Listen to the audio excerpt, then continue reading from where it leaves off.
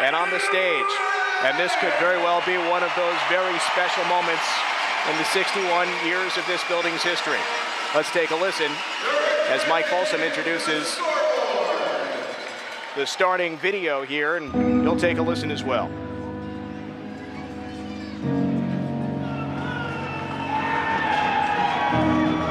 Scenes on the scoreboard of Skate Sharpen. It's coming. Memorial. And Mike Angelides. Stormfront coming, it's on its way. Eric Nielsen telling fans a Stormfront is coming. And that has been the theme. It's coming. It's coming. It's coming. And the Stormfront coming from Tampa here to Syracuse. It's here. It's now time to go back to the future.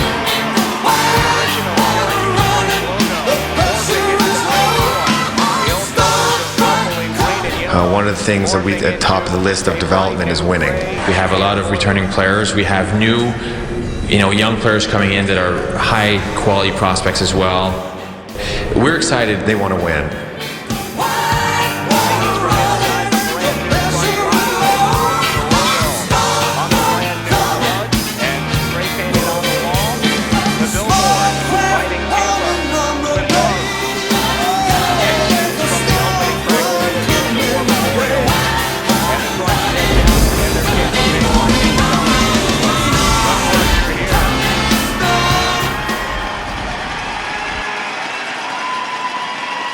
Once again, the lights go completely off. Scoreboard is dark again. The overhead lights continue to be off.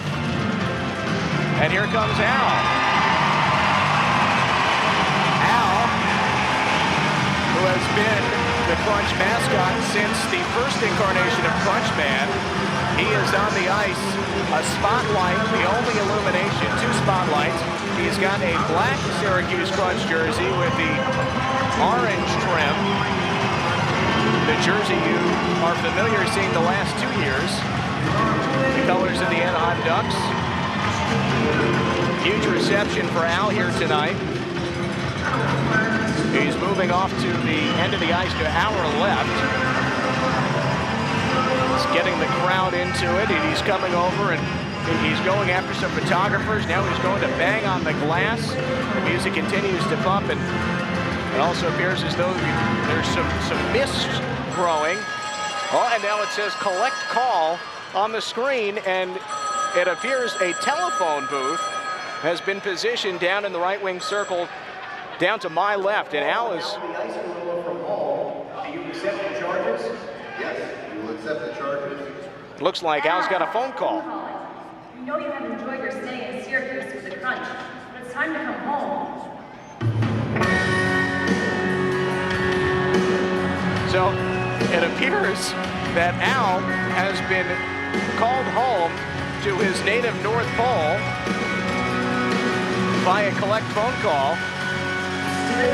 And Al, for a moment, down to his knees in sadness, realizing that his time in Syracuse is just about over. He bows to the crowd, and so many with thunder sticks, giving him one final cheer here at the War Memorial.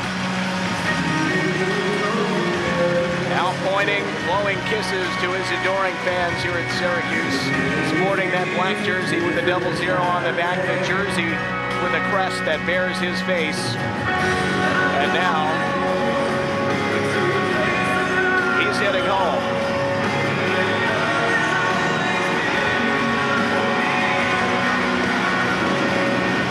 The spotlights dim as Al exits stage left and into the Zamboni tunnel. And now some flashing of thunder and lightning on the ribbon screens and the drop-down scoreboard. Blue light sparkling through the War Memorial. The rumbling of thunder.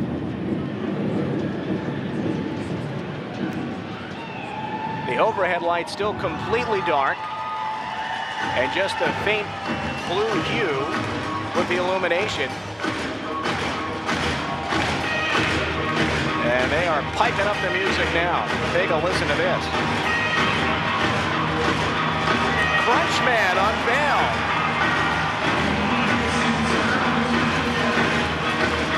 The new mascot for the Syracuse Crunch comes out of that haze near the phone booth down to our left.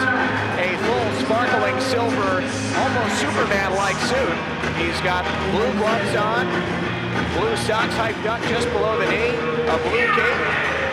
Oh, and he lifts off, soaring into the air.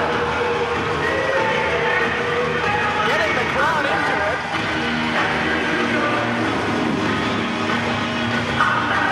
Bobbing his head to the beat of the music and pointing in every which direction around the arena. Illuminated only by spotlight, now clapping his hands. The new Crunch Man only barely resembles the original. Clearly reborn, remade, and unveiled for the first time. Crunch Man is back. And now he touches back down to the ice. And the crowd obliging with applause, thundersticks, and cheers as now the Ice Girls join the scene, clapping their hands as Crunch Man continues to nod his head to the beat of the music.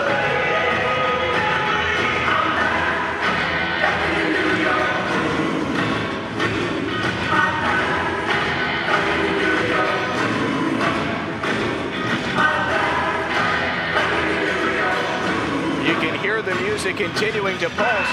Perhaps you can't quite as clearly hear all the crowd noise here as we can. They are into it with every beat, smacking those thundersticks together and cheering as Crunch Man continues to wave the crowd to join in. And back in the New York groove indeed for Crunch Man. We've not seen him in years.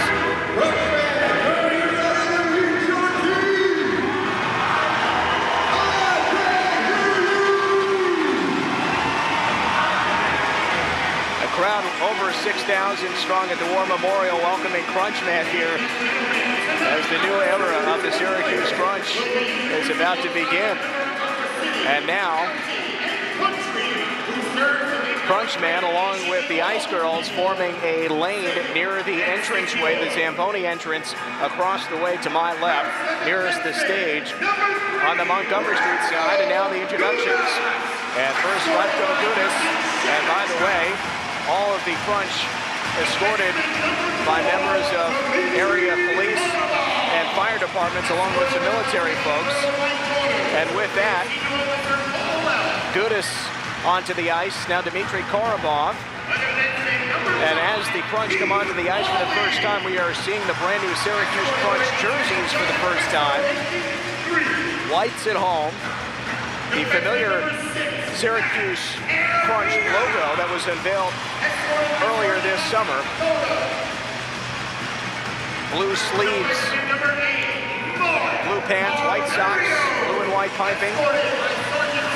Keith Awley, now joined by Matt Taormina, a couple of guys with NHL experience, now towing the blue line to our left. Mark Barberio is next, the reigning defensive player of the year in the American Hockey League, had a power play goal in the loss in Rochester yesterday. He wears number 8, followed by Tyler Johnson, number 9, had 2 goals in the game yesterday, one of the top rookies in the American Hockey League last year. And then number 10, Mike Angelidis. He had a goal on a rebound effort in the game yesterday on a J.T. Wyman breakaway. Angelidis followed the play and scored on the rebound. Helped spark the Syracuse Crunch comeback. After Angelidis, it's number 12, Andre Palat. He's been on that line with Conacher and Johnson putting up all kinds of points. Then Richard Panik. Richard, that is stick broken in a pregame practice after a fantastic tip-in. He's disappointed he had to relinquish that stick after making a couple of really nice plays with it. After that, number 15, J.T. Wyman, who you heard from moments ago on the pregame portion of our broadcast. Good chat with former Dartmouth standout. Spent half of last year in the NHL with the Lightning, the other half, the first half, with Norfolk. Then Vlad Nemestikov, number 18, whose father was an original member of the Syracuse Crunch. Some know him as Evgeny, some know him as simply John Nemestikov, but he was here for almost 3 full years back in the mid-90s. And after that, the introductions continue.